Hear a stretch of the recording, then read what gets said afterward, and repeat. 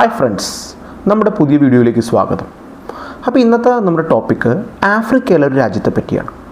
അപ്പോൾ ആ രാജ്യത്തിൻ്റെ സാമൂഹികവും രാഷ്ട്രീയപരവും സാമ്പത്തികപരമായ കാരണങ്ങളുണ്ട് ആ രാജ്യം അറിയപ്പെടുന്നത് ആഫ്രിക്കയിലെ ഉത്തര കൊറിയ അല്ലെങ്കിൽ ആഫ്രിക്കയിലെ വടക്കൻ കൊറിയ എന്നാണ്. അപ്പോൾ നമ്മൾ ടോപ്പിക്കിലേക്ക് കിടക്കാം. ഇപ്പോൾ നമ്മൾ ലോകത്ത് നോക്കുകയാണെങ്കിൽ 190ഓളം രാജ്യങ്ങളുണ്ട്. അപ്പോൾ ഈ രാജ്യങ്ങളെല്ലാം വളരെയേറെ വ്യത്യസ്തതകളുള്ളതാണ്. ഇപ്പോൾ ചില രാജ്യങ്ങളിൽ നമ്മൾ രാഷ്ട്രീയപരമായിട്ട് നോക്കുകയാണെങ്കിൽ ജനാധിപത്യമായിരിക്കാം, ജനാധിപത്യ സിസ്റ്റം ഫോളോ ചെയ്യുന്ന പല രാജ്യങ്ങളുണ്ട്. ഇപ്പോൾ ഫ്രാൻസ്, ഇറ്റലി, ജർമ്മനി. അല്ലെങ്കിൽ ചില രാജ്യങ്ങളിൽ നമ്മൾ നോക്കുകയാണെങ്കിൽ രാജഭരണത്തിന് ഭയങ്കര ശക്തി ഉണ്ടാവും. ഉദാഹരണം സൗദി അറേബ്യ അല്ലെങ്കിൽ ഖത്തർ. ചില രാജ്യങ്ങളിലിപ്പോൾ രാജാവ് ഭരണഘടനയ്ക്ക് അനുകൂലമായിട്ട് പ്രവർത്തിക്കുന്നൊരു അവസ്ഥയായിരിക്കാം. ഇപ്പോൾ ബ്രിട്ടൻ അല്ലെങ്കിൽ ഇപ്പോൾ തായ്ലൻഡ്. അപ്പോൾ രാഷ്ട്രീയപരമായിട്ട് ലോകം വളരെ ഡൈവേഴ്സിറ്റി ഉള്ളതാണ്. ഇനി നമ്മൾ സാമ്പത്തികപരമായിട്ട് നോക്കുകയാണെങ്കിൽ ലോകത്ത് വിവിധ സാമ്പത്തിക ശേഷിയുള്ള രാജ്യങ്ങളുണ്ട്. ഇപ്പോൾ വളരെ ദാരിദ്ര്യമുള്ള വല്ല കോങ്കോയോ സൊമാലിയൊക്കെ ഉണ്ട്. അതുപോലെ അതീവ സമ്പന്നമായ ഇപ്പോൾ ഖത്തറുണ്ട്. അതുപോലെ പല യൂറോപ്യൻ രാജ്യങ്ങളുണ്ട്. ഇനി നമ്മൾ സാംസ്കാരികമായിട്ട് നോക്കുകയാണെങ്കിലും ലോകം വളരെയധികം വ്യത്യസ്തമാണ്. ഇപ്പോൾ മതപരമായിട്ട്, ഭാഷാപരമായിട്ട്, സാംസ്കാരികപരമായിട്ട്. അപ്പോൾ എല്ലാ രീതിയിലും നമ്മൾ നോക്കുകയാണെങ്കിൽ എല്ലാ രാജ്യങ്ങൾക്കും അവരുടെ ഒരു തനിമയുണ്ട്. ഇനി നമ്മൾ ലോകരാജ്യങ്ങളെ പറ്റി പറയുമ്പോൾ, പ്രത്യേകിച്ച് നമ്മൾ രാഷ്ട്രീയപരമായിട്ട് സംസാരിക്കുമ്പോൾ വളരെയധികം സംസാരിക്കപ്പെടുന്ന ഒരു രാജ്യമാണ് വടക്കൻ കൊറിയ. അപ്പോൾ എന്തുകൊണ്ട് വടക്കൻ കൊറിയ? അപ്പോൾ വടക്കൻ കൊറിയ സത്യം പറഞ്ഞാൽ വടക്കൻ കൊറിയയ്ക്ക് ലോകത്തിലുള്ളത് ഒരു നെഗറ്റീവ് പബ്ലിസിറ്റി പോലത്തെ ഒന്നാണ്. അപ്പോൾ നമ്മൾ ഇതിനു മുമ്പുള്ളൊരു വീഡിയോയിൽ നമ്മൾ വടക്കൻ കൊറിയയെ പറ്റി വിശദമായിട്ട് പറഞ്ഞിരുന്നു. അപ്പോൾ വടക്കൻ കൊറിയ എന്ന് പറഞ്ഞാൽ ഒരു എന്താ പറയുക, ഇപ്പോൾ ശീതയുദ്ധത്തിൻ്റെ ഒരു അവശിഷ്ട പ്രതീകമാണ്. അപ്പോൾ ഒരു സ്റ്റാലിനിസ്റ്റ് രീതിയിലുള്ള ഒരു ഏകാധിപത്യ ഭരണമുള്ള ഒരു രാജ്യമാണ് വടക്കൻ കൊറിയ. അപ്പോൾ അതറിയപ്പെടുന്നത് തന്നെ ഹെർമിറ്റ് കിങ്ഡം എന്നാണ്. അപ്പോൾ എന്തുകൊണ്ടാണ് വടക്കൻ കൊറിയ കുപ്രസിദ്ധി ആർജിക്കുന്നത്? പല കാരണങ്ങളുണ്ട്. ഒന്നാമത് വടക്കൻ കൊറിയയുടെ ഒരു ഏകാധിപത്യമാണ്. 1950 തുടങ്ങി 2024 വരെ വടക്കൻ കൊറിയ ഭരിക്കുന്നത് ഒരു സിംഗിൾ പാർട്ടിയാണ്, വർക്കേഴ്സ് പാർട്ടി ഓഫ് കൊറിയ. അപ്പോൾ ഒരു ഏകാധിപത്യ ഭരണമാണ്. അവിടെ ഒരു കമ്മ്യൂണിസ്റ്റ് ഭരണമാണെന്നാണ് പറയുന്നത്, പക്ഷെ കുടുംബ ഭരണമാണ്. കിം എന്ന് പറഞ്ഞൊരു ഫാമിലിയാണ് ഭരിക്കുന്നത്. അപ്പോൾ ഏകാധിപത്യം ആകുമ്പോൾ നമുക്കറിയാം, നമുക്ക് രാഷ്ട്രീയ സ്വാതന്ത്ര്യമൊന്നും ഉണ്ടാവില്ല, നമ്മുടെ ഒപ്പീനിയൻ പറയാനുള്ള സ്വാതന്ത്ര്യമില്ല, നമുക്ക് ഭരണത്തിലേക്ക് ഉയരാൻ പറ്റണമെന്നൊരു നിർബന്ധമില്ല, നമ്മളെ ഭരിക്കുന്നവർ നമ്മൾ തീരുമാനിക്കുന്നതല്ല. ഇപ്പോൾ ഇന്ത്യ അടക്കമുള്ള രാജ്യങ്ങളിലെ ഏറ്റവും വലിയ ഗുണം, നമ്മുടെ രാജ്യത്ത് എന്തൊക്കെ പ്രശ്നമുണ്ടെങ്കിലും നമുക്ക് നമ്മുടെ ഭരണാധികാരികളെ മാറ്റാം, നമ്മൾ പ്രക്ഷോഭം നടത്താം, നമുക്ക് വോട്ട് ചെയ്ത് വേറെ പാർട്ടിയെ ജയിപ്പിക്കാം. പക്ഷെ ഇങ്ങനെയൊന്നുമല്ല വടക്കൻ കൊറിയയിൽ. അവിടെ ഇലക്ഷൻസ് പോലും വരെ കണക്കാറില്ല, അത് പേരിനുള്ള ഇലക്ഷൻസൊക്കെയാണ്. അപ്പോൾ അങ്ങനെ വളരെ ശക്തമായ ഏകാധിപത്യമാണ്. ഇനി അതുമാത്രമല്ല, അവിടെയുള്ള ജനങ്ങൾക്ക് ഒരുവിധ അവകാശങ്ങളുമില്ല. അപ്പോൾ മനുഷ്യനെ ബാക്കിയുള്ള മൃഗങ്ങളിൽ നിന്ന് സെപ്പറേറ്റ് ആക്കുന്ന മനുഷ്യൻ്റെ ചിന്തിക്കാനുള്ള ബോധമാണ്. അങ്ങനെ മനുഷ്യന് അവൻ്റെ അവകാശങ്ങളെ പറ്റിയും അവൻ്റെ ഐഡൻറ്റിറ്റിയെ പറ്റിയും വളരെ ബോധവാനാണ്. അപ്പോൾ മനുഷ്യന് രാഷ്ട്രീയപരമായ അവകാശം വേണം, അതുപോലെ തന്നെ സാംസ്കാരികപരമായ അവകാശം വേണം, മതപരമായ അവകാശം വേണം, അതുപോലെ സാമ്പത്തികപരമായ സ്വാതന്ത്ര്യം വേണം, എന്ത് ജോലി എടുക്കാൻ. ഇങ്ങനെ ധാരാളം ഹ്യൂമൻ റൈറ്റ്സ് നമുക്ക് തരുന്നുണ്ട്. ഇപ്പോൾ നമ്മുടെ യൂണിവേഴ്സൽ ഡിക്ലറേഷൻ ഓഫ് ഹ്യൂമൻ റൈറ്റ്സിലൊക്കെ പറയുന്നുണ്ട്. അപ്പോൾ എല്ലാ രാജ്യങ്ങളിലും കുറച്ചൊക്കെ ഹ്യൂമൻ റൈറ്റ്സ് വയലേഷൻസ് ഉണ്ടാവും. പക്ഷെ നമ്മൾ വടക്കൻ കൊറിയ നോക്കുവാണെങ്കിൽ അവിടുത്തെ മനുഷ്യർക്ക് ഈ അവകാശങ്ങളൊന്നും തന്നെയില്ല. അപ്പോൾ ശരിക്കും ഒരു തടങ്കലിൽപ്പെട്ട പോലത്തെ അവസ്ഥയാണ് അവിടുത്തെ ജനങ്ങൾക്ക്. ഇനി അവകാശങ്ങളില്ലാത്ത മാത്രമാണോ? രാജ്യം വളരെ ദാരിദ്ര്യം പിടിച്ചതാണ്. വടക്കൻ കൊറിയയിലെ ഗവൺമെൻറ്റിൻ്റെ ഒരു സിസ്റ്റം നോക്കുവാണെങ്കിൽ ഗവൺമെൻറ്റാണ് എക്കോണമി നടത്തുന്നത്. അപ്പോൾ അത് ഭയങ്കര ഇന്നെഫിഷ്യൻ്റാണ്. ഗവൺമെൻറ് കമ്പനികളാണ്, അതിൽ മൊത്തം പാർട്ടിക്കാരാണ്, ഭയങ്കര അഴിമതിയാണ്.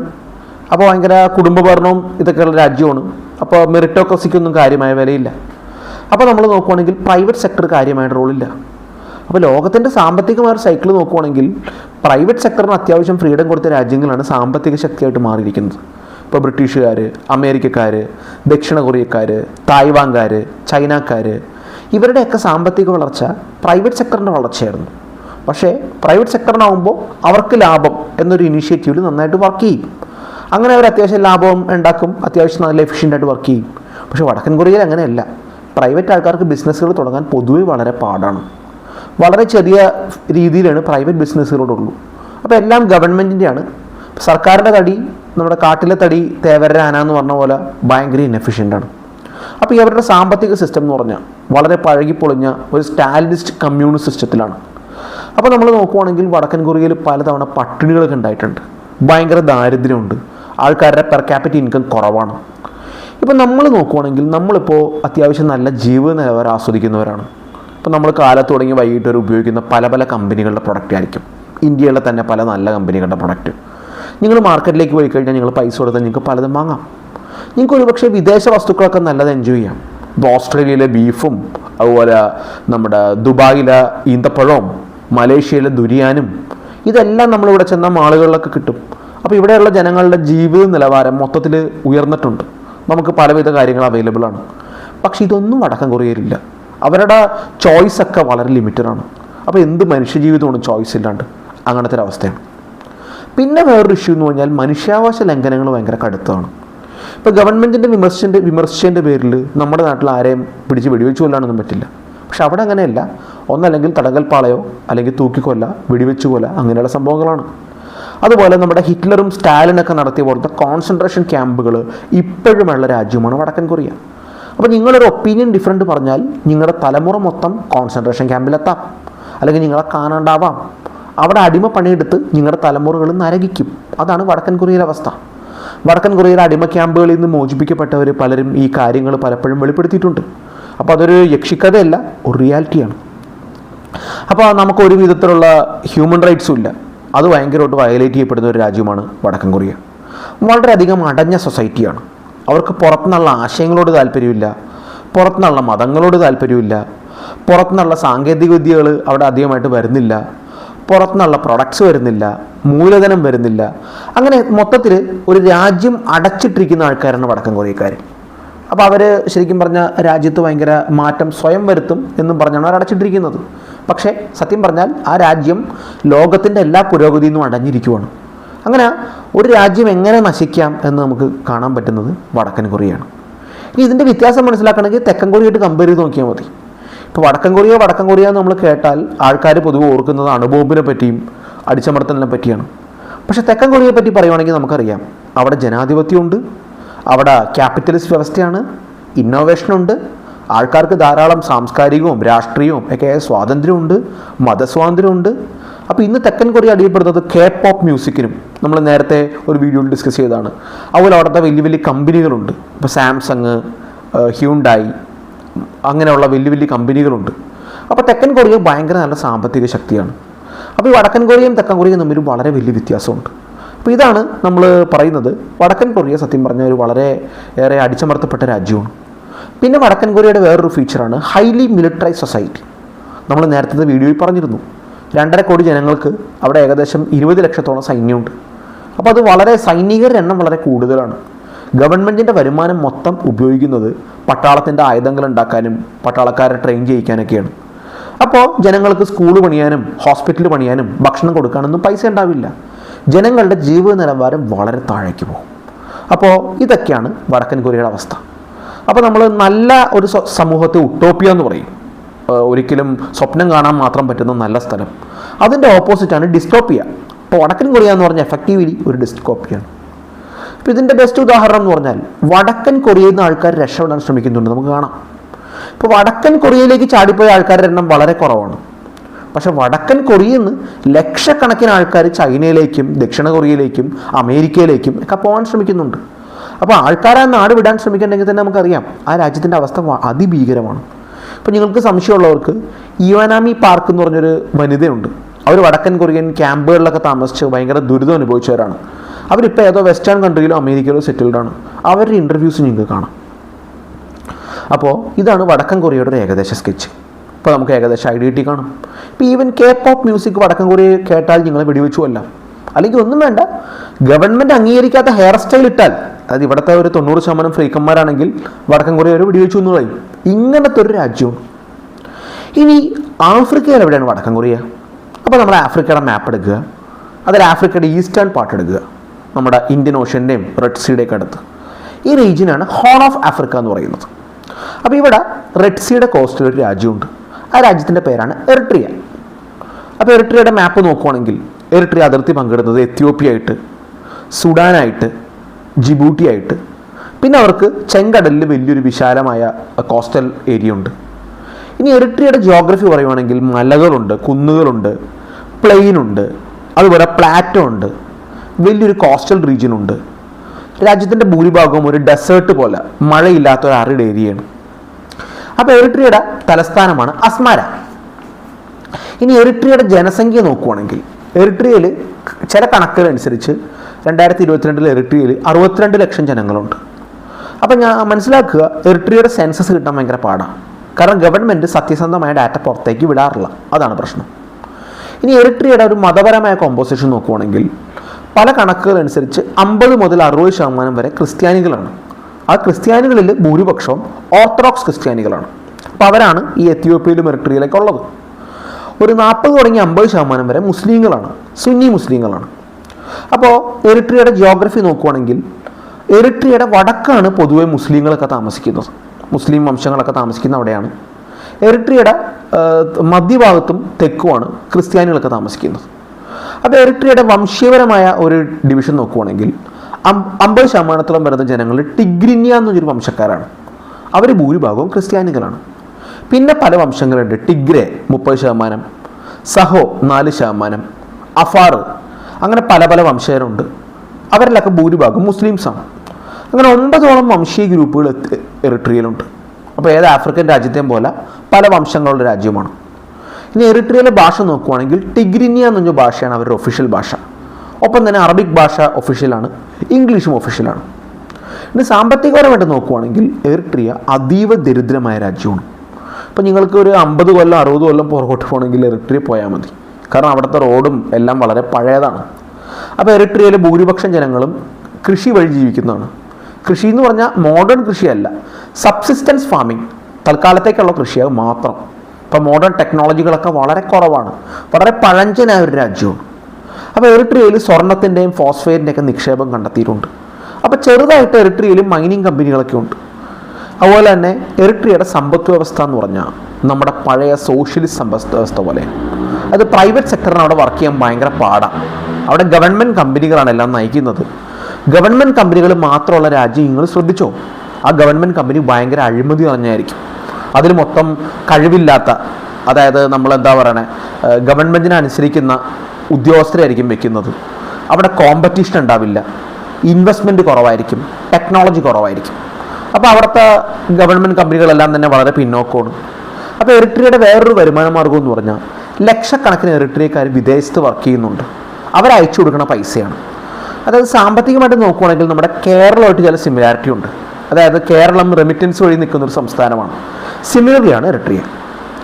ഇനി എറിട്രിയയുടെ ചരിത്രം നോക്കുവാണെങ്കിൽ കഴിഞ്ഞ ഒരു 5000 കൊല്ലത്തെ ചരിത്രം നോക്കുവാണെങ്കിൽ എറിട്രിയ വളരെ സാംസ്കാരികമായിട്ട് പ്രാധാന്യമുള്ള രാജ്യമാണ്. വളരെ വലിയ സാമ്രാജ്യങ്ങൾക്ക് എറിട്രിയയിലുണ്ടായിരുന്നു.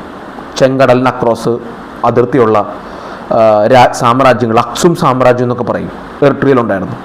അതുപോലെ നമ്മുടെ ചെങ്കടലിൽ കച്ചവടം നടത്തി വളരെ സമ്പന്നമായ ഒരു രാജ്യമാണ് എറിട്രിയ. കാരണം ഇന്ത്യ എന്നുള്ള ചരക്ക് ഈ ചെങ്കടൽ വഴിയാണ് യൂറോപ്പിലേക്ക് പോയിക്കൊണ്ടിരുന്നത്, അപ്പോൾ റോമ സാമ്രാജ്യത്തിലേക്ക് പോയിക്കൊണ്ടിരുന്നത്. അങ്ങനെ എറിട്രിയ വളരെ സമ്പന്നമായിരുന്നു. എത്യോപ്യയുടെയും എറിട്രിയയുടെയും ചരിത്രം വളരെ കണക്റ്റഡ് ആയിരുന്നു. അപ്പോൾ അത് രണ്ടും ഒരു രാജ്യം പോലെയായിരുന്നു. അപ്പോൾ എറിട്രിയയിൽ ക്രിസ്തുമതം പ്രചരിച്ചു, അതുപോലെ ഇസ്ലാം മതം പ്രചരിച്ചു. കുറേ കാലം എറിട്രിയ നമ്മുടെ ഓട്ടോമൻ സാമ്രാജ്യത്തിൻ്റെ ഭാഗമൊക്കെ ആയിരുന്നു. അങ്ങനെ ഭയങ്കര വ്യത്യസ്തമായ ചരിത്രമൊക്കെ ഉണ്ട്. ഒരു 1800-കൾക്ക് ശേഷം ബാക്കിയുള്ള ആഫ്രിക്കനെ പോലെ എറിട്രിയയിലേക്കും യൂറോപ്യൻ ശക്തികൾ വരുവാണ്. അപ്പോൾ യൂറോപ്പിലെ പല ശക്തികൾ ആഫ്രിക്കയുടെ പല ഭാഗങ്ങളും പങ്കിട്ടെടുത്തു. France, Britain, Portugal, Belgium. അപ്പോൾ എറിട്രിയയിലേക്ക് വന്നത് ഇറ്റലിക്കാരാണ്. അപ്പോൾ എന്താണെന്ന് വെച്ചാൽ ഈ 1869 സൂയസ് കനാൽ ഓപ്പൺ ചെയ്തത്. അപ്പോൾ സൂയസ് കനാൽ ഓപ്പൺ ചെയ്തപ്പോൾ ഈ ചെങ്കടലിൻ്റെ അടുത്തുള്ള രാജ്യങ്ങൾക്ക് വളരെ പ്രാധാന്യം വന്നു. അപ്പോൾ അന്ന് എറിട്രിയയിൽ ഒരു പോർട്ടുണ്ട്, അതിൻ്റെ പേരാണ് അസബ്. അപ്പോൾ അന്ന് എറിട്രിയ ഒരു സ്വതന്ത്ര രാജ്യമല്ല, അന്ന് എത്യോപ്യയുടെ നിയന്ത്രണത്തിലൊക്കെയാണ്. അപ്പോൾ ഈ അസബ് പോർട്ട് 1869 ഒരു ഇറ്റാലിയൻ വ്യക്തികൾ വാങ്ങി. അവർ പിന്നീട് അത് ഗവൺമെൻറ്റിന് വിറ്റു. അങ്ങനെ അത് സംരക്ഷിക്കാനൊക്കെ ആയിട്ട് നമ്മുടെ ഇറ്റാലിയൻ ഗവൺമെൻറ് ഈ എറിട്രിയ ആക്രമിച്ചു. അങ്ങനെ 1885 എറിട്രിയ ആക്രമിച്ചു. തലസ്ഥാനം അസ്മാരയ്ക്ക് ഇറ്റലി പിടിച്ചെടുത്തു. അങ്ങനെ ഇറ്റലിയുടെ ഭരണമായിരുന്നു പിന്നെ ഉള്ള പതിറ്റാണ്ടുകൾ. അങ്ങനെ ഇറ്റലിക്കാരുടെ ഇറ്റാലിയൻ സെറ്റിലേഴ്സൊക്കെ എറിട്രിയ വന്ന് കൂടി. അവിടുത്തെ പല വ്യവസായങ്ങളും, റോഡും റെയിലും വ്യവസായങ്ങളൊക്കെ ഇറ്റലിക്കാർ നടത്തിക്കൊണ്ടിരുന്നായിരുന്നു. അങ്ങനെ നമ്മൾ എറിട്രിയ പോയി കഴിഞ്ഞാൽ നിങ്ങൾക്കൊരു ഇറ്റാലിയൻ ടച്ച് കാണാം. അവരുടെ ഭക്ഷണത്തിലും അവരുടെ ആർക്കിടെക്ചറിലൊക്കെ ഒരു ഇറ്റാലിയൻ ടച്ചുണ്ട്. അങ്ങനെ ഏകദേശം 1942 വരെ എറിട്രിയ ഇറ്റലിയുടെ ഭാഗമായിരുന്നു. അപ്പോൾ ആ സമയത്ത് ഇറ്റലിയിൽ നമുക്കറിയാം, ഇറ്റലി 2ാം ലോക മഹായുദ്ധത്തിൽ പങ്കെടുത്തു. അപ്പോൾ ബ്രിട്ടനുമായിട്ട് യുദ്ധം വന്നു, ഇറ്റലിക്ക് ഭയങ്കര പരാജയങ്ങൾ വന്നു. അങ്ങനെ 1942 ഇറ്റലി വീക്കായി. എറിട്രിയ ആരുടെ കയ്യിലായി? ബ്രിട്ടീഷുകാരുടെ കയ്യിലായി. അപ്പോൾ ബ്രിട്ടീഷുകാർ വന്നിട്ട് എറിട്രിയ പിടിച്ചെടുത്തു, ഒരു പ്രധാനപ്പെട്ട യുദ്ധത്തിൽ പിടിച്ചെടുത്തു. അവരവിടുത്തെ വ്യവസായങ്ങളൊക്കെ അവർക്ക് വേണ്ടി ഉപയോഗിക്കാൻ തുടങ്ങി. അവിടുത്തെ റെയിൽ പാളമൊക്കെ അവർ അഴിച്ചെടുത്തു അവരുടെ രാജ്യത്തിന് വേണ്ടി. അങ്ങനെ എറിട്രിയനെ മാക്സിമം ബ്രിട്ടീഷുകാരും യൂസ് ചെയ്തു. 2ാം ലോക മഹായുദ്ധം കഴിഞ്ഞു. ഇപ്പോൾ എറിട്രിയക്കാർക്ക് സ്വാതന്ത്ര്യമോഹമുണ്ട്. അവസാനം UN ഒരു കമ്മീഷൻ ഏർപ്പെടുത്തി, ബ്രിട്ടീഷുകാർ പോയി. അപ്പോൾ UN ഒരു തീരുമാനിച്ചു, എറിട്രിയക്ക് സ്വാതന്ത്ര്യം കൊടുക്കുകയല്ല, എത്യോപ്യയുടെ ഒരു പ്രൊവിൻസ് ആക്കി മാറ്റുകയാണ് എറിട്രിയനെ, ഒരു ഫെഡറേഷൻ. അപ്പോൾ അതിൽ എറിട്രിയയുടേതായ സ്വാതന്ത്ര്യങ്ങളുണ്ട്, രാഷ്ട്രീയവും സാമ്പത്തികവും അതുപോലെ തന്നെ സാംസ്കാരികമായ എല്ലാ സ്വാതന്ത്ര്യത്തോടും കൂടി എത്യോപ്യയുടെ കീഴിലൊരു ഫെഡറേഷൻ. അപ്പോൾ ഫെഡറേഷൻ എന്ന് പറഞ്ഞാൽ 2 പേർക്കും തുല്യ ശക്തി അങ്ങനെ ആയിരിക്കണം. അങ്ങനെ നമ്മൾ മനസ്സിലാക്കേണ്ടത് എന്താണെന്ന് വെച്ചാൽ ആ സമയത്ത് ശീതയുദ്ധമാണ്. അപ്പോൾ ശീതയുദ്ധത്തിൽ ചെങ്കടൽ വളരെ ഇമ്പോർട്ടൻ്റ് ആണ്. കാരണം അവിടെ സൂയസ് കനാലുണ്ട്, അവിടെ കൂടെയാണ് യൂറോപ്പിലേക്കും അമേരിക്കയിലേക്കുള്ള പെട്രോളൊക്കെ പോകുന്നത്. അപ്പോൾ യൂറോപ്യൻ ശക്തികൾക്ക് വളരെ താല്പര്യമുള്ള സ്ഥലമാണ് ഈ ചെങ്കടലിനടുത്തുള്ള രാജ്യങ്ങൾ. അങ്ങനെ എറിട്രിയ അല്ലെങ്കിൽ അന്ന് എത്യോപ്യയുടെ ഭാഗമാണ്. അപ്പോൾ അന്ന് എത്യോപ്യ എന്ന് പറഞ്ഞാൽ അമേരിക്കയുടെ ഒരു വലിയ ക്ലോസ് ഫ്രണ്ടാണ്. അന്ന് എത്യോപ്യയിൽ രാജഭരണമാണ്, അമേരിക്കയുടെ ക്ലോസ് ഫ്രണ്ട്സാണ്. അപ്പോൾ നമ്മൾ നോക്കുവാണെങ്കിൽ അമേരിക്കയുടെ ബേസ് ആ സമയത്ത് എത്യോപ്യയിലുണ്ടായിരുന്നു. അമേരിക്കയ്ക്ക് എറിട്രിയയിലൊക്കെ പല താല്പര്യങ്ങളുണ്ടായിരുന്നു. ഇനി എത്യോപ്യയെ സംബന്ധിച്ച് എത്യോപ്യയുടെ അന്ന് കടൽ ബോർഡർ ചെയ്യണ ഏക പ്രൊവിൻസാണ് എറിട്രിയ.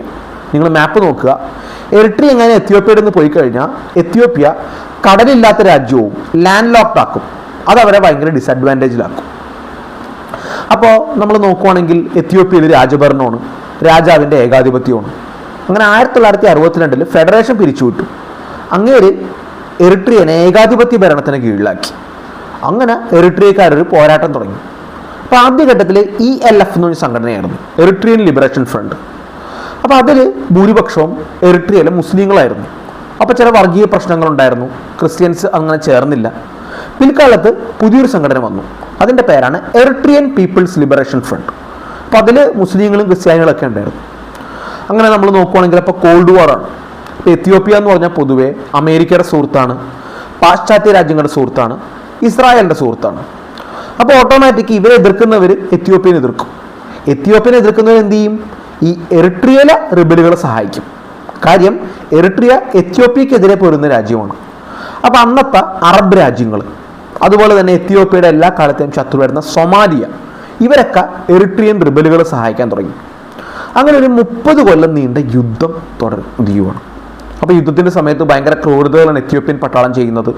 പല ഭാഗത്തും കൂട്ടക്കൊലകളുണ്ട്, പലപ്പോഴും പട്ടിണിയുണ്ട്, എത്യോപ്യൻ എയർഫോഴ്സിൻ്റെ ബോംബിംഗ് ഉണ്ട്. അങ്ങനെ ഭയങ്കര ക്രൂരതകളാണ് എത്യോപ്യൻ പട്ടാളം എറിട്രിയ ചെയ്യുന്നത്. അപ്പോൾ എറിട്രിയക്കാർ ശക്തമായിട്ട് പൊരുതുന്നുണ്ട്. നമ്മുടെ EPLF എന്ന് പറഞ്ഞ പാർട്ടി ഈ മാവോയിസ്റ്റുകളുടെ ഇത് ഫോളോ ചെയ്യുന്നവരാണ്, അതായത് ഗറില്ല പോരാളികളാണ്. അവർ ഈ മലയിലൊക്കെ തുരങ്കമൊക്കെ ഉണ്ടാക്കി അവരുടെ താവളങ്ങൾ പണിയും, അവരുടെ ഹോസ്പിറ്റല്, അവരുടെ സ്കൂള്, അവരുടെ ഒളിത്താവളം. അപ്പോൾ എത്യോപ്യൻ വിമാനങ്ങളൊന്ന് ബോംബ് ചെയ്താലും ഇവർ മലയുടെ ഇടുക്കിലോട്ടൊക്കെ ഒളിക്കാൻ പോകും. അങ്ങനെ ഭയങ്കര ഗറില്ല യുദ്ധമായിരിക്കും അവിടെ നടക്കുന്നത്. അപ്പോൾ അതിൽ എറിട്രിയക്കാർ ധാരാളം പേര് മരിക്കുന്നുണ്ട്, അതുപോലെ എത്യോപ്യക്കാരും മരിക്കുന്നുണ്ട്. ഇപ്പോൾ എറിട്രിയക്കാർ അന്ന് ഈ ചൈനീസ് വിപ്ലവത്തിൽ ഒരു ഇൻഫ്ലുവൻസ് ഉണ്ട് അവർക്ക്. അപ്പോൾ മാവോയുടെ പോരാട്ട രീതികളാണ് അവർ ചെയ്യുന്നത്. അങ്ങനെ യുദ്ധം വളരെയധികം തുടർന്നു. നമ്മൾ നോക്കുവാണെങ്കിൽ എത്യോപ്യയിൽ ഭരണമാറ്റം ഉണ്ടായി, എത്യോപ്യയിലെ രാജഭരണം അവസാനിച്ചു, കമ്മ്യൂണിസ്റ്റ് ഭരണമായി. പക്ഷെ എന്നിട്ടും യുദ്ധം തുടരുവാണ്. അങ്ങനെ പട്ടിണിയൊക്കെ ഉണ്ട്, ഭയങ്കര യുദ്ധമാണ്. അങ്ങനെ 30 കൊല്ലത്തെ യുദ്ധം, അതിൽ ഭയങ്കര നാശനഷ്ടം 2 പേർക്കും ഉണ്ട്. 1991 ആയപ്പോഴേക്കും എറിട്രിയയിലെ പോരാളികൾ ഭയങ്കര വിജയം നേടി. അവർ എത്യോപ്യയിലെ കമ്മ്യൂണിസ്റ്റ് ഭരണത്തെ പരാജയപ്പെടുത്തി എറിട്രിയ സ്വതന്ത്രമാക്കി. അങ്ങനെയാണ് എറിട്രിയ ഒരു സ്വതന്ത്ര രാജ്യമായി മാറുന്നത്. 1991 ഈ റീജിയൻ്റെ മാപ്പ് മാറുവാണ്. എറിട്രിയ എന്ന് പറഞ്ഞൊരു പുതിയ രാജ്യം വരുവാണ്. അപ്പോൾ എത്യോപ്യ ലാൻഡ് ലോക്ക്ഡ് ആവുകയാണ്, കാണാം. അങ്ങനെ അവിടെ ഒരു റെഫറൻഡം നടത്തി 93. അങ്ങനെ എറിട്രിയ സ്വതന്ത്ര രാജ്യമായി. അപ്പോൾ അന്ന് എറിട്രിയയുടെ സ്വാതന്ത്ര്യ സമരം നയിച്ചിരുന്ന ഒരു വ്യക്തിയാണ് ഐസിയാസ് അഫ്വർക്കി. അപ്പോൾ അദ്ദേഹം ഒരു ഗറില്ല പോരാളിയായിരുന്നു, ഒരു വളരെ ബുദ്ധിമാനായ രാഷ്ട്രീയ പണ്ഡിതനാണ്. അദ്ദേഹത്തിൻ്റെ യൗവനകാലത്ത് അദ്ദേഹം പല ഭാഗത്ത് ട്രെയിൻ ചെയ്യിക്കാൻ പോയി. അറബ് രാജ്യങ്ങളിലൊക്കെ പോയി, സുഡാനിൽ പോയി, ചൈനയിൽ പോയി. അങ്ങനെ നല്ലൊരു സൈനിക നേതാവാണ്. ഒരു ഭരണാധികാരിയാണ്, ഒരു ചിന്തകനാണ്, ചൈനീസ് വിപ്ലവത്താൽ വളരെ സ്വാധീനിക്കപ്പെട്ട വ്യക്തിയാണ്. മാവോയുടെ ചിന്തകൾ അദ്ദേഹത്തെ വളരെ സ്വാധീനിച്ചിട്ടുണ്ട്. അങ്ങനെ ഐസിയാസ് അഫ്വർക്കി എന്ന് പറഞ്ഞ വ്യക്തി ഒരു പാർട്ടി രൂപീകരിച്ചിട്ടുണ്ട്, people's front for democracy and justice, PFDG. നമ്മൾ നോക്കുവാണെങ്കിൽ 93 തുടങ്ങി ഇങ്ങോട്ട് 31 കൊല്ലം 2024 വരെ എറിട്രിയയ്ക്ക് ഒരു ഭരണാധികാരി ഉള്ളൂ, അത് ഐസിയാസ് അഫ്വർക്കിയാണ്. എറിട്രിയയ്ക്ക് ഒരു പാർട്ടി ഉള്ളൂ, അത് PFDG ആണ്. അപ്പോൾ വടക്കൻ കൊറിയയുടെ കുറേ ഫീച്ചേഴ്സ് നമുക്ക് കാണാൻ പറ്റും. ഇനി ഐസിയാസ് അഫ്വർക്കി എന്ന് പറഞ്ഞ ഭരണാധികാരിയുടെ ഭരണം എങ്ങനെയായിരുന്നു? ആദ്യത്തെ ഒരു 7 കൊല്ലം നല്ല ഭരണമായിരുന്നു നമ്മൾ നോക്കുവാണെങ്കിൽ. കാരണം അദ്ദേഹം യുദ്ധമൊക്കെ അവസാനിപ്പിച്ചു, ജനങ്ങൾ തൊഴിലിലേക്കൊക്കെ ഇറങ്ങി തുടങ്ങി, സമാധാനം കിട്ടി, റോഡും റെയിലും ഒക്കെ അദ്ദേഹം ഇമ്പ്രൂവ് ചെയ്തു, ആൾക്കാരുടെ എഡ്യൂക്കേഷനൊക്കെ ഇമ്പ്രൂവ് ചെയ്തു, ഹയർ സ്കൂള്, അപ്പർ പ്രൈമറി, അങ്ങനെ എല്ലാ സ്കൂളും ഒക്കെ ഇമ്പ്രൂവ് ചെയ്തു, ആൾക്കാരുടെ വിദ്യാഭ്യാസം കൂടി, ഹോസ്പിറ്റലുകൾ പലത് സ്ഥാപിച്ചു, അങ്ങനെ ആൾക്കാരുടെ ആരോഗ്യ നിലവാരം ഉയർന്നു. എറിട്രിയയിലെ പല പ്രവാസികളും തിരിച്ചു വന്നു, അവർ ധാരാളം പൈസയൊക്കെ ഇൻവെസ്റ്റ് ചെയ്തു, ബിസിനസ്സൊക്കെ വളർന്നു. അപ്പോൾ അമേരിക്ക അടക്കമുള്ള രാജ്യങ്ങൾക്കായിട്ട് നല്ല ബന്ധമാണ്. അങ്ങനെ എറിട്രിയ വളരെ പ്രോമിസിങ് രാജ്യമായിട്ടാണ് വന്നത്. അപ്പോൾ ഐസിയാസ് അഫ്വർക്കി ആ സമയത്ത് വളരെയധികം അട്രാക്ഷനുള്ള നേതാവായിരുന്നു. പക്ഷേ 1998 നോക്കുവാണെങ്കിൽ ഈ എറിട്രിയയും എത്യോപ്യയും തമ്മിലൊരു യുദ്ധം ഉണ്ടാവും. അവർക്കൊരു അതിർത്തി തർക്കമുണ്ട് അതിർത്തിയിൽ. അപ്പോൾ അങ്ങനെ അവർ യുദ്ധം ഉണ്ടാവും, ഒരു വലിയ യുദ്ധം ഇരിക്കും, രണ്ടുപേർക്കും ഭയങ്കര നഷ്ടങ്ങളുണ്ടാവും. അപ്പോൾ ഏകദേശം 1 ലക്ഷത്തോളം പേര് കൊല്ലപ്പെടും, അവരുടെ സാമ്പത്തിക പുരോഗതിയൊക്കെ പിന്നോട്ട് പോകും. അപ്പോൾ എറിട്രിയ വളരെ തോറ്റ അവസ്ഥയിലെത്തും, എങ്കിലും എങ്ങനെയെങ്കിലും എറിട്രിയ രക്ഷപ്പെട്ടു പോരും. അപ്പം ആ യുദ്ധം കഴിയുന്നതോടുകൂടി ഇവിടുത്തെ അവസ്ഥ കംപ്ലീറ്റ് മാറുവാണ്. യുദ്ധത്തിൻ്റെ സമയത്ത് എല്ലാ ഭരണാധികാരികളും അധികാരം കേന്ദ്രീകരിക്കും. അപ്പോൾ അതിൻ്റെ പേരിൽ ഈ ഐസിയാസ് അഫ്വർക്കി അധികാരം കേന്ദ്രീകരിച്ചു. അതുകൊണ്ട് ഐസിയാസ് അഫ്വർക്കി ചെയ്ത് എന്താണെന്ന് വെച്ചാൽ അദ്ദേഹത്തിൻ്റെ ഒപ്പം സ്വാതന്ത്ര്യ സമരത്തിൽ പങ്കെടുത്ത പല നേതാക്കളുണ്ട്, അവരെല്ലാം തഴയും, പലരെയും അറസ്റ്റ് ചെയ്ത് വയ്ക്കും. അങ്ങനെ പാർട്ടിയിലെ ഏകാധിപതിയായി മാറുവാണ്. ഏകാധിപത്യമായ എല്ലാ ടെൻഡൻസിയും കൂടുവാണ്. ജനങ്ങളുടെ രാഷ്ട്രീയപരമായ സ്വാതന്ത്ര്യം, മതപരമായ സ്വാതന്ത്ര്യം, സാംസ്കാരികപരമായ സ്വാതന്ത്ര്യം, സാമ്പത്തികമായ സ്വാതന്ത്ര്യം എല്ലാം കുറയുവാണ്. അങ്ങനെ രാഷ്ട്രീയം വളരെ കഷ്ടമാവുകയാണ്. അങ്ങനെ നമ്മൾ നോക്കുവാണെങ്കിൽ ഇപ്പോൾ 2024 വരെ ഭരിക്കുന്ന ആരാണ്? ഐസിയാസ് അഫ്വർക്കിയാണ്. ഇനി എന്തുകൊണ്ടാണ് ഞാൻ എറിട്രിയയെ ആഫ്രിക്കയിലെ വടക്കൻ കൊറിയ എന്ന് പറയുന്നത്? നമുക്ക് ഓരോ കാര്യത്തിനും ഇതിനെ വടക്കൻ കൊറിയയായിട്ട് കമ്പയർ ചെയ്യാം. ഒന്ന് ഭരണവ്യവസ്ഥ, ഡിക്റ്റാറ്റർഷിപ്പ്. നമ്മൾ നേരത്തെ പറഞ്ഞു വടക്കൻ കൊറിയയിൽ സിംഗിൾ പാർട്ടിയാണ്, വർക്കേഴ്സ് പാർട്ടി ഓഫ് കൊറിയ. അവിടെ ഒറ്റ കുടുംബമാണ് ഭരിക്കുന്നത്. ഇപ്പം കിം ജോങ് ഉൻ നേതാവാണ്. അങ്ങേര് പറഞ്ഞാൽ എന്താ പറയണേ, ഉച്ചയ്ക്ക് 12 മണിക്ക് രാത്രിയാന്ന് പറയണം, ആ അവസ്ഥയാണ്. ഇതുപോലെ എറിട്രിയയിലും സിംഗിൾ പാർട്ടിയുള്ളൂ, PFDG. എറിട്രിയയിലും ഏക ഭരണാധികാരിയുള്ളൂ, ഐസിയാസ് അഫ്വർക്കി. കഴിഞ്ഞ 31 കൊല്ലമായിട്ട് എറിട്രിയയിൽ സത്യസന്ധമായ ഇലക്ഷൻസ് നടന്നിട്ടില്ല. അപ്പോൾ ഇലക്ഷൻസ് ഇല്ല, അവിടെ കാര്യമായിട്ട് കോൺസ്റ്റിറ്റ്യൂഷൻ ഇല്ല, പാർലമെൻറ്റ് പേരിനാണ്, റൂൾ ബൈ ഡിക്രി എന്ന് പറയും. അതായത് നിയമങ്ങളൊക്കെ പാർലമെൻറ്റ് വഴി ഡിസ്കസ് ചെയ്യപ്പെടുന്നില്ല എറിട്രിയയിൽ. ഇതെല്ലാം ആരാ തീരുമാനിക്കുന്നത്? ഐസിയാസ് അഫ്വർക്കി. അപ്പോൾ അധികാരത്തിൻ്റെ ശക്തമായ കേന്ദ്രീകരണം ഒരു വ്യക്തിയിലാണ്. അത് അങ്ങേരെ പറയുന്നതാണ് നിയമം. അപ്പോൾ ഒന്ന് ആലോചിച്ച് നോക്ക്, പാർലമെൻറ്റിനൊക്കെ ഒരു ശക്തിയില്ല, അങ്ങനത്തെ ഒരു ഏകാധിപത്യമാണ്. നിങ്ങൾ ഐസിയാസ് അഫ്വർക്കി എതിർത്തോ, നിങ്ങളെ സർക്കാർ ജോലിയിൽ നിന്ന് പിരിച്ചുവിടും, നിങ്ങളെ പാർട്ടിയിൽ നിന്ന് പിരിച്ചുവിടും, നിങ്ങളെ അറസ്റ്റ് ചെയ്യും, നിങ്ങളുടെ കുടുംബത്തെ അറസ്റ്റ് ചെയ്യും, ചിലപ്പോൾ നിങ്ങളെ കൊന്നുകളയും, നിങ്ങളുടെ ജീവിതകാലം മൊത്തം ജയിലിലിടും. ഇപ്പം ഇങ്ങനത്തെ ഒരവസ്ഥയാണ്. രാഷ്ട്രീയപരമായിട്ട് വേറെ പാർട്ടികളില്ല, എലക്ഷൻ ഇല്ല, പറയാനുള്ള സ്വാതന്ത്ര്യമില്ല. എതിർക്കുന്നവരെ എറിട്രിയൻ ചാര സംഘടന വേട്ടയാടും. അങ്ങനെ എതിർക്കുന്ന പലരും കൊല്ലപ്പെട്ടു, പലരും ഇപ്പം നാട് വിട്ടു, അങ്ങനത്തെ അവസ്ഥയാണ്. അപ്പോൾ ഏകാധിപത്യമാണ്. 2, സാമ്പത്തിക അവസ്ഥ. വടക്കൻ കൊറിയയിലെ ദാരിദ്ര്യത്തെയും പട്ടിണിയെയും പറ്റി നമ്മൾ പറഞ്ഞു, ഗവൺമെൻറ് സെക്ടറിനെ പറ്റി പറഞ്ഞു, അഴിമതിയെ പറ്റി പറഞ്ഞു. അതിൻ്റെ ഒരു പരിച്ഛേദമാണ് ഈ എറിട്രിയ. അപ്പോൾ എറിട്രിയയുടെ ഗവൺമെൻറ് ഇപ്പോഴും ഒരു സോഷ്യലിസ്റ്റ് ഫിലോസഫി വിശ്വസിക്കുന്നവരാണ്.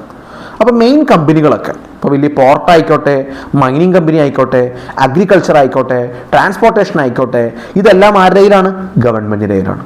അപ്പോൾ ഗവൺമെൻറ്റിൻ്റെ കയ്യിൽ ഭയങ്കര അഴിമതിയാണ്. അപ്പോൾ തന്നെ ഇഷ്ടപ്പെട്ടവരെയൊക്കെയാണ് നിയമിക്കുന്നത്. അങ്ങനെ ഇതെല്ലാം വളരെ ബാഡ്ലി മാനേജറാണ്. പ്രൈവറ്റ് സെക്ടറിന് വലിയ സ്ട്രെങ്ത് ഇല്ല, ഭയങ്കര അഴിമതിയുണ്ട് എറിട്രിയയിൽ. അതുപോലെ പുറത്തുനിന്നുള്ള ഇൻവെസ്റ്റ്മെൻറ്റ് വരുത്താൻ അവർ സമ്മതിക്കാറില്ല. പുറത്തുനിന്നുള്ള ഇൻവെസ്റ്റ്മെൻറ്റ് ഉണ്ടെങ്കിലേ എക്കണോമി മെച്ചപ്പെടുകയുള്ളൂ. അതൊന്നും അവർ സമ്മതിക്കില്ല. ഒരു രീതിയിൽ പറഞ്ഞാൽ മർക്കിട മോഷ്ടി വെച്ചുകൊണ്ടിരിക്കുകയാണ്. ഇനി എറിട്രിയയിലെ ഏറ്റവും വലിയ പ്രശ്നം എന്ന് വെച്ചാൽ, ഇപ്പം നമുക്ക് എല്ലാ രാജ്യങ്ങളിലും എക്കണോമിക് ഫ്രീഡം ഉണ്ട്. അതായത് ഒരു വ്യക്തിക്ക് എന്ത് ജോലി എടുക്കണമെന്ന് ആ വ്യക്തിക്ക് തീരുമാനിക്കാം. ഇപ്പം എനിക്ക് ഡോക്ടർ ആവണോ, എഞ്ചിനീയർ ആവണോ, അല്ലെങ്കിൽ സയൻറ്റിസ്റ്റ് ആവണോ, അല്ലെങ്കിൽ കാർപ്പൻ്റർ ആവണോ, അതൊക്കെ ഓരോ വ്യക്തികളുടെ സ്വാതന്ത്ര്യമാണ്. അപ്പോൾ നമ്മുടെ രാജ്യത്തൊക്കെ അത്യാവശ്യം സ്വാതന്ത്ര്യമുണ്ട്, ലോകത്ത് മിക്ക രാജ്യങ്ങളിലും ഉണ്ട്. പക്ഷേ എറിട്രിയയിൽ അങ്ങനെയല്ല. എറിട്രിയയിൽ ഈ യുദ്ധത്തിൻ്റെ പേരിൽ ഫോഴ്സ്ഡ് കോൺസ്ക്രിപ്ഷൻ ഉണ്ട്. അതായത് എല്ലാവരും പട്ടാളത്തിൽ വർക്ക് ചെയ്യണം. 18 വയസ്സ് കഴിഞ്ഞാൽ ആണും പെണ്ണും എല്ലാം പട്ടാളത്തിൽ വർക്ക് ചെയ്യണം. അപ്പോൾ അങ്ങനെ ഫോഴ്സ്ഡ് കോൺസ്ക്രിപ്ഷനുള്ള പല രാജ്യങ്ങളുണ്ട്. ഇപ്പോൾ ഇസ്രായേലുണ്ട്, തെക്കൻ കൊറിയ ഉണ്ട്. പക്ഷെ അവിടെയൊക്കെ 3-4 കൊല്ലം വർക്ക് ചെയ്ത് കഴിഞ്ഞ് പിന്നെ അവർക്ക് അവരുടെ സ്വാതന്ത്ര്യത്തിൽ ജീവിക്കാം. പക്ഷെ ഇവിടെ അങ്ങനെയല്ല. 18 തുടങ്ങി പിന്നെ 55-60 വയസ്സ് വരെ നിങ്ങൾ പട്ടാളത്തിൽ വർക്ക് ചെയ്തോളാം. ശരിക്കും അടിമപ്പണി പോലെയാണ്. ആണുങ്ങളും പെണ്ണുങ്ങളും വർക്ക് ചെയ്യണം. നിങ്ങൾക്ക് വേറെ ജോലിക്കൊന്നും പോകാൻ പാടില്ല. ഇനി നമ്മുടെ നാട്ടിലൊക്കെ എല്ലാവർക്കും സർക്കാർ ജോലി എന്ന് പറഞ്ഞാൽ വലിയ സ്വപ്നമല്ലേ? കാരണം എന്താ? നല്ല ശമ്പളമുണ്ട്, പെൻഷനുണ്ട്, സൗകര്യങ്ങളുണ്ട്. പക്ഷെ എറിട്രിയയിൽ അങ്ങനെയല്ല. എറിട്രിയയിൽ സർക്കാർ ജോലിക്കാരുടെ ശമ്പളം വളരെ വളരെ കുറവാണ്. അപ്പോൾ ആൾക്കാർക്ക് അവിടെ സർക്കാർ ജോലി എടുക്കാൻ താല്പര്യമില്ല. കാരണം കമ്പനികളൊക്കെ വളരെ നാശോന്മുഖമാണ്. അപ്പോൾ അവർ നിർബന്ധിച്ച് റിക്രൂട്ട് ചെയ്യും, അവിടെ നിർബന്ധിച്ച് പണിയെടുപ്പിക്കും. അപ്പോൾ മിലിറ്ററി ലൈഫാണ്, സ്ട്രിക്റ്റ് ആണ്. എല്ലാ പബ്ലിക് വർക്കും ചെയ്യേണ്ടി വരും. മറ്റേ പാടം കിളയ്ക്കാനും അതുപോലെ കനാൽ ഒഴിക്കാനും എല്ലാം ഇവരാണ് പോകുന്നത്. പക്ഷെ ഇവർക്ക് അതിൻ്റെ ഗുണമുണ്ടോ? അതില്ല. അപ്പോൾ ശരിക്കും പല അന്തർദേശീയ സംഘടനകളും അടിമ ജോലിയോടാണ് കമ്പയർ ചെയ്യുന്നത്. എറിട്രിയയുടെ അവസ്ഥകൾ വളരെ കഷ്ടമാണ്. അപ്പോൾ നിങ്ങളിനി എങ്ങാനും പട്ടാളത്തിൽ നിന്ന് ചാടിപ്പോയാലോ നിങ്ങളുടെ കുടുംബത്തെ അറസ്റ്റ് ചെയ്യും, നിങ്ങളുടെ സ്വത്ത് പിടിച്ചെടുക്കും, നിങ്ങളുടെ അച്ഛനും അമ്മേനൊക്കെ ചിലപ്പോൾ വെടിവെച്ച് വരെ കൊല്ലും. അങ്ങനത്തെ ഭീകരമായ ശിക്ഷകളാണ്. അപ്പോൾ അവിടുത്തെ എക്കോണമി വളരെ ബാക്ക്വേർഡാണ്. ഇപ്പോഴും നമ്മൾ പട്ടിക്കാട് എന്നൊക്കെ കൊളോക്കിയലി പറഞ്ഞ പോലെ ഗ്രാമങ്ങൾ വളരെ പിന്നോക്കമാണ്. ഇൻഫ്രാസ്ട്രക്ചർ ഒന്നും വന്നിട്ടില്ല. ജനങ്ങൾ ഇപ്പോഴും ഒരു പഴയ ഒരു 50-60 കൊല്ലം മുമ്പുള്ള ക്വാളിറ്റി ഓഫ് ലൈഫിലാണ് ജീവിക്കുന്നത്. വളരെ ദാരിദ്ര്യമുണ്ട്. അപ്പോൾ എല്ലാം കൊണ്ടും ആൾക്കാർ സാമ്പത്തികമായിട്ട് ആ രാജ്യത്ത് നിന്ന് ഓടിപ്പോകും. അങ്ങനത്തെ അവസ്ഥയാണ്. ഇനി ലാക്ക് ഓഫ് ഫ്രീഡം.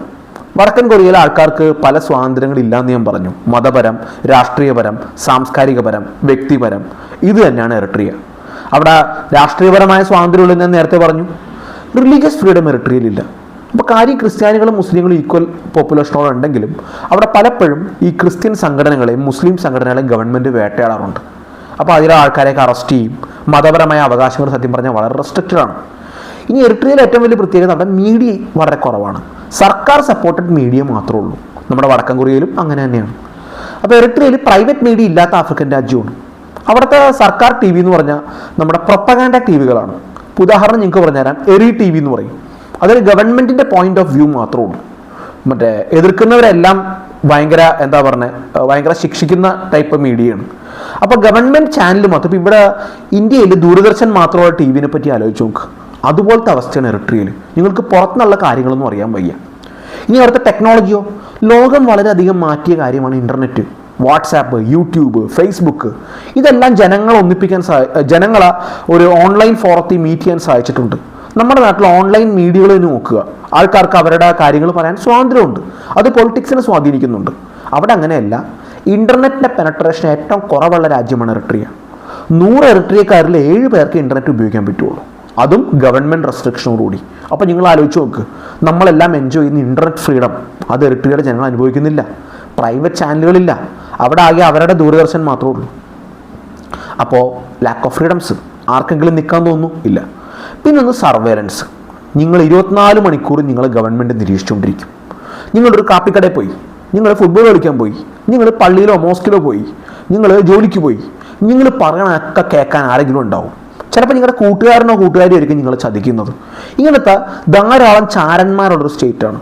പക്ഷേ ശീതയുദ്ധകാലത്ത് കമ്മ്യൂണിസ്റ്റ് രാജ്യങ്ങളുണ്ടായിരുന്നു ഇങ്ങനെ. അപ്പോൾ അതുപോലത്തെ ഒരു സ്റ്റേറ്റാണ് സർവലൻസ് സ്റ്റേറ്റ്. നിങ്ങൾക്കൊന്നും മിണ്ടാനുള്ള ഇതില്ല.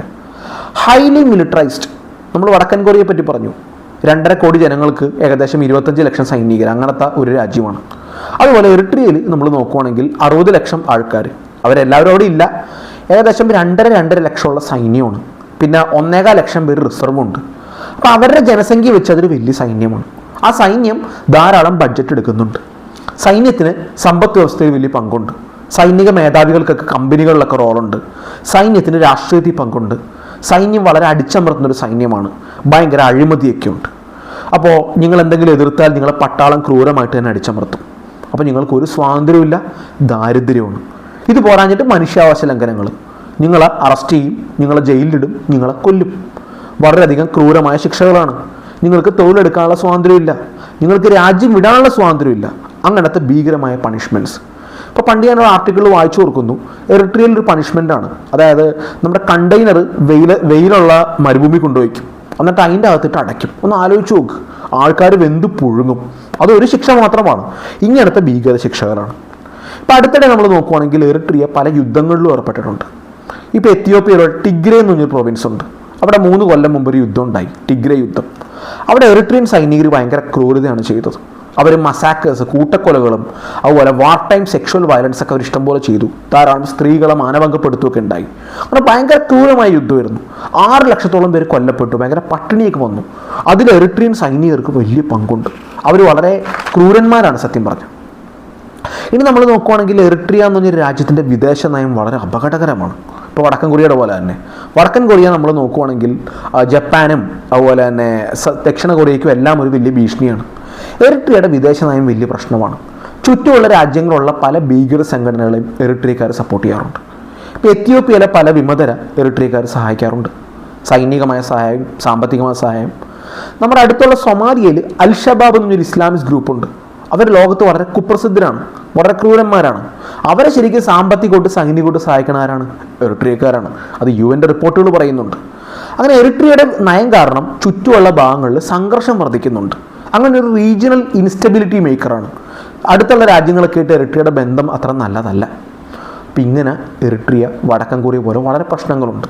അപ്പം ഇങ്ങനെ പ്രശ്നമുള്ള സ്ഥലത്ത് നമ്മൾ നോക്കുകയാണെങ്കിൽ മനുഷ്യർ നിൽക്കില്ല. ഇപ്പോൾ വടക്കൻ കൊറിയയിൽ നിന്ന് ലക്ഷക്കണക്കിന് ആൾക്കാർ രാജ്യം വിടാൻ നോക്കുന്നുണ്ട്. സിമിലർലി എറിട്രിയയിൽ നിന്ന്. അപ്പോൾ എറിട്രിയയിലെ ഗവൺമെൻറ് ആൾക്കാരെ നാട് വിടാൻ സമ്മതിക്കില്ല. ഒരു നോ എക്സിറ്റ് പോളിസി ഉണ്ട്. നിങ്ങൾക്ക് വിദേശത്തേക്ക് പോകാൻ ഭയങ്കര പാടാണ്. 55 വയസ്സ് കഴിഞ്ഞാൽ മാത്രമേ പോകാൻ എളുപ്പമുള്ളൂ. 55 വയസ്സ് കഴിഞ്ഞിട്ട് എന്ത് പോകാനാണ്? ഒരു പണിയെടുക്കാൻ പറ്റില്ല. നിങ്ങളങ്ങനെ അതിർത്തി ആക്കാണ്ട പട്ടാളം വെടിവെക്കും. അങ്ങനത്തെ ഒരു രാജ്യമാണ്. അപ്പോൾ ചില കണക്കുകൾ പറയുന്ന 12% എറിട്രിയക്കാർ വിദേശ രാജ്യങ്ങളിലാണ്. അപ്പോൾ 60 ലക്ഷത്തിൽ 60 ലക്ഷം പേര് എറിട്രിയ ഇല്ല. പലരും വിദേശ രാജ്യങ്ങളിലാണ്. വളരെ ഭാഗ്യവാന്മാരെ അമേരിക്കയിലും യൂറോപ്യൻ രാജ്യങ്ങളിലൊക്കെ ഉണ്ട്. ഭാഗ്യം അത്ര കുറഞ്ഞവർ അയൽപക്കത്തെ ആഫ്രിക്കൻ രാജ്യങ്ങളിൽ, സുഡാനിലും എത്യോപ്യയിലും ചില അറബ് രാജ്യങ്ങളിലേക്ക് എത്തിയിട്ടുണ്ട്. അപ്പോൾ 2019 കണക്കനുസരിച്ച് ലോകത്ത് ഏറ്റവും പെട്ടെന്ന് എംപ്റ്റി ആവുന്ന, പെട്ടെന്ന് ആൾക്കാർ ഒഴിയുന്ന രാജ്യങ്ങളിലൊന്ന് എറിട്രിയയാണ്. അപ്പോൾ അതൊരു നെഗറ്റീവ് ട്രെൻഡാണ്. അവിടെയുള്ള യുവാക്കളൊക്കെ നമ്മുടെ കേരളം പോലെ നാട് വിടുവാണ്. പക്ഷേ കേരളത്തിലെ ആൾക്കാർക്ക് രാഷ്ട്രീയ സ്വാതന്ത്ര്യവും മതസ്വാതന്ത്ര്യത്തിൻ്റെ പ്രശ്നമൊന്നുമല്ല, സാമ്പത്തിക ഓപ്പർച്യൂണിറ്റിയാണ്. പക്ഷേ എറിട്രിയയിൽ അങ്ങനെയല്ല. അപ്പോൾ എന്താ, ഈ എറിട്രിയക്കാർക്ക് വളരെയേറെ പ്രശ്നമുണ്ട്. നാടിൻ്റെ അകത്ത് അവരെ ഗവൺമെൻറ്റും പട്ടാളമൊക്കെ അടിച്ചമർത്തും. ഇനി നാട് കടന്നാൽ അവരെ ഈ ഹ്യൂമൻ ട്രാഫിക്കിംഗ് നെറ്റ്വർക്ക്സ് ഉണ്ട്, അവരെ മിസ്യൂസ് ചെയ്യും. പലപ്പോഴും എറിട്രിയൻ സ്ത്രീകൾ ഈ അറബ് രാജ്യങ്ങളിലും അതുപോലെ സുഡാനിലും എത്യോപ്യയിലൊക്കെ സെക്ഷൽ വയലൻസിന് വിധേയരാവാറുണ്ട്. അവരെ നിർബന്ധിത വേശ്യാവൃത്തിക്കൊക്കെ പ്രേരിപ്പിക്കാറുണ്ട്. എറിട്രിയക്കാരെ പലപ്പോഴും മനുഷ്യക്കടത്തുകാർ ഈ ഓർഗൻ ഹാർവെസ്റ്റിങ്, അതായത് കണ്ണും കരളും കിഡ്നിയൊക്കെ എടുക്കുക ഉപയോഗിക്കാറുണ്ട്. പല സ്ഥലത്തും ഇവരെ അടിമപ്പണി എടുക്കാറുണ്ട്. പല ഭാഗത്തും ഇവരെ അടിമകളായിട്ട് ട്രീറ്റ് ചെയ്യുന്നത്. അപ്പോൾ അങ്ങനത്തെ ഒരു വലിയ പ്രശ്നമുണ്ട്. അപ്പോൾ അവിടുത്തെ ജനങ്ങൾ ശരിക്കും അനുഭവിക്കുന്നുണ്ട്. അപ്പോൾ അവിടുത്തെ ഏകാധിപതി ഇപ്പോഴും ഭരിക്കുന്നുണ്ട്. എന്തുകൊണ്ടാണ് എറിട്രിയ ഭൗമരാഷ്ട്രീയത്തിൽ പ്രാധാന്യമുള്ളത്? നിങ്ങൾ എറിട്രിയയുടെ മാപ്പ് നോക്കുക. എറിട്രിയക്ക് ചെങ്കടലിൽ പല ബേസുകളുണ്ട്. അപ്പോൾ എറിട്രിയയുമായിട്ട് സൗഹൃദമുള്ള രാജ്യത്തിന് ആ ബേസുകളിൽ വളരെ താല്പര്യം ഉണ്ടാവും. ഇപ്പോൾ റഷ്യക്ക് വളരെ താല്പര്യം ഉണ്ടായിരുന്നു. അപ്പോൾ ചെങ്കടലിൽ ഇപ്പോൾ ഭയങ്കര പ്രശ്നങ്ങളുണ്ടെന്ന് നമുക്കറിയാം. യമനിൽ പ്രശ്നങ്ങളുണ്ട്, അങ്ങനെ പ്രശ്നങ്ങളൊക്കെ ഉണ്ട്. അപ്പോൾ ചെങ്കടലിലെ നിയന്ത്രണം ഏതെങ്കിലും രാജ്യത്തിന് വേണമെന്നുണ്ടെങ്കിൽ അവർക്ക് പറ്റിയൊരു സുഹൃത്താണ് എറിട്രിയ. അപ്പോൾ എറിട്രിയ ഇനിയിപ്പോൾ പ്രശ്നം വന്നാൽ അത് റീജിയണിലേക്ക് സ്പ്രെഡ് ആവും. എത്യോപ്യയിലേക്കും അതുപോലെ സൊമാലിയയിലേക്കും ജിബൂട്ടിയിലേക്കെല്ലാം ആയുധങ്ങളും അതുപോലെ അഭയാർത്ഥികളൊക്കെ വരും. അതുകൊണ്ട് ഇവരുണ്ടാവുന്ന ഇൻസ്റ്റബിലിറ്റി എല്ലാവരെയും ബാധിക്കും. എറിട്രിയയ്ക്ക് അന്തർദേശീയ ലെവലിൽ സുഹൃത്തുക്കൾ വളരെ കുറവുള്ള രാജ്യമാണ്. അവരുടെ ഏറ്റവും വലിയൊരു ക്ലോസ് ഫ്രണ്ട് റഷ്യയാണ്. ഇപ്പോൾ റഷ്യൻ ഒരു ഫുൾ സപ്പോർട്ടൊക്കെ ചെയ്യാറുണ്ട്. പക്ഷെ അല്ലാണ്ടുള്ള സുഹൃത്ത് രാജ്യങ്ങൾ കുറവാണ്. അവിടുത്തെ ഭരണാധികാരി ഐസിയാസ് അഫ്വറിക്ക് ഭയങ്കര സംശയമുള്ളതാണ് ചുറ്റുമുള്ളവരെ. അങ്ങനെ ആഫ്രിക്കയിലൊരു ഭയങ്കര പ്രശ്നക്കാരായ രാജ്യമാണ് എറിട്രിയ. അവിടുത്തെ ജനങ്ങൾ വളരെയധികം അനുഭവിക്കുന്നുണ്ട്. ഇതുകൊണ്ടാണ് എറിട്രിയനെ ആഫ്രിക്കയുടെ വടക്കൻ കൊറിയ എന്ന് പറയുന്നത്. അപ്പോൾ നിങ്ങൾക്ക് എല്ലാവർക്കും വീഡിയോ ഇഷ്ടമായെന്ന് കരുതുന്നു. നിങ്ങൾക്ക് ഇഷ്ടമായെങ്കിൽ ഈ വീഡിയോസ് നിങ്ങൾ ലൈക്ക് ചെയ്യണം. കാരണം ലൈക്ക് ചെയ്താലേ നമ്മുടെ വീഡിയോസ് കൂടുതൽ സ്പ്രെഡ് ആവുകയുള്ളൂ. അതുപോലെ ചാനൽ സബ്സ്ക്രൈബ് ചെയ്യുക, ബെൽ ബട്ടൺ അമർത്തുക, നിങ്ങളുടെ കമൻറ്റുകൾ രേഖപ്പെടുത്തുക. കാരണം യൂട്യൂബ് അൽഗോരിതം വെച്ച് കമൻറ്റുകൾ ഉണ്ടെങ്കിലാണ് കൂടുതൽ വ്യൂസ് ഉണ്ടാവുക. അപ്പോൾ നമ്മുടെ വീഡിയോസ് നമുക്ക് മാക്സിമം വ്യൂസ് കിട്ടണം. നിങ്ങൾ ഈ വീഡിയോസ് നിങ്ങളുടെ ജിയോ പൊളിറ്റിക്സും IRഉം ഡിസ്കസ് ചെയ്യുന്ന ഫ്രണ്ട്സ് ഉണ്ടെങ്കിൽ അവർക്ക് ഷെയർ ചെയ്യുക. അതുപോലുള്ള വാട്സാപ്പ് ഗ്രൂപ്പുകളിലും അതുപോലെ IR ഡിസ്കസ് ചെയ്യുന്ന ഇൻസ്റ്റഗ്രാം ഇതിലേക്കും ഈ വീഡിയോ റീലായിട്ടും ഒക്കെ നിങ്ങൾ മാക്സിമം ഷെയർ ചെയ്യുക.